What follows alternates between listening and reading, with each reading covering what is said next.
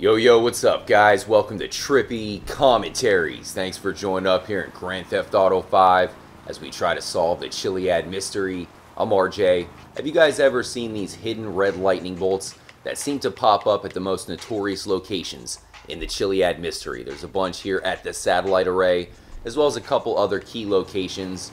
Definitely let me know if you've spotted them, guys. Hit me up on Twitter at TrippyComs because our community is trying to map out these red lightning bolts. It turns out that they might be more important than we know and possibly a key to unlocking the Chiliad mystery itself. Thanks again for joining up, guys. Hit the notification button. We have a huge Chiliad mystery Saturday night live stream this week. Hopefully you guys can join up for that. I will see you there. With all that said, let's look at some of the more interesting red lightning bolts, and I'll give a huge shout out to one of the members of our community who told us just how important they really are. The red bolts that seem to lead back to the Chiliad mystery are the ones found on the Space Docker tires.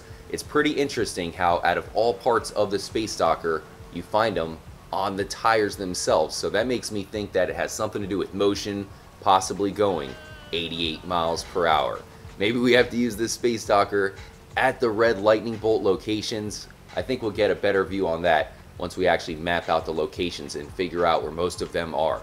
So I do have to give a special shout out to one of the members of the Trippy community. Special shout out to Steven Ryan, who sent me this tweet.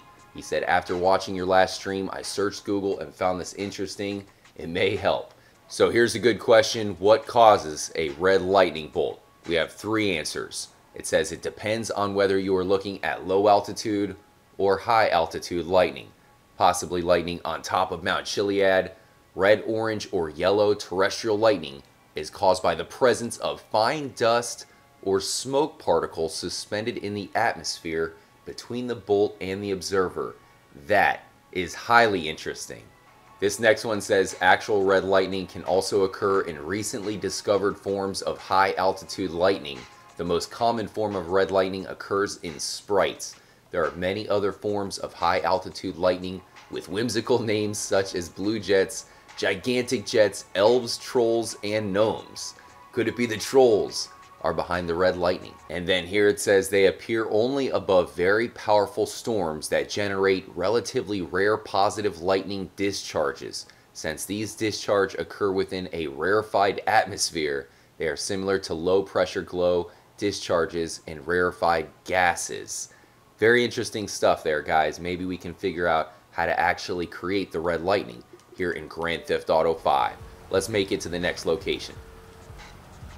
The one hidden at the Palmer-Taylor Power Station is found at the very tallest point. There's also a couple over at the wind farm. So while the common yellow bolts seem to be just signaling power and electricity, of course, the red bolts are signaling even higher voltage, possibly voltage that you can only get from a lightning bolt. Check out where this one is found. It's even at the tallest point, making it the easiest spot to possibly be struck by lightning. Also, during a live stream, we found this glitch. Not sure what's going on with that. There's also another red lightning bolt found on the base of this huge machine. Too bad we can't use it, but it does seem like the bolts are definitely associated with the power stations, especially the red ones, being at the most suspicious locations.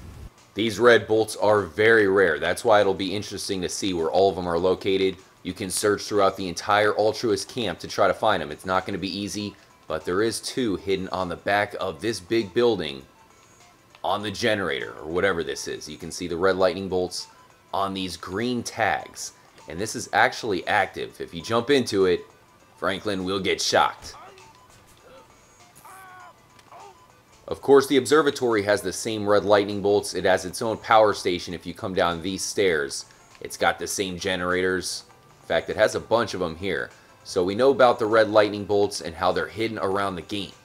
But the question is, can we actually create the red lightning bolt? Perhaps we have to use this gas that the description was talking about.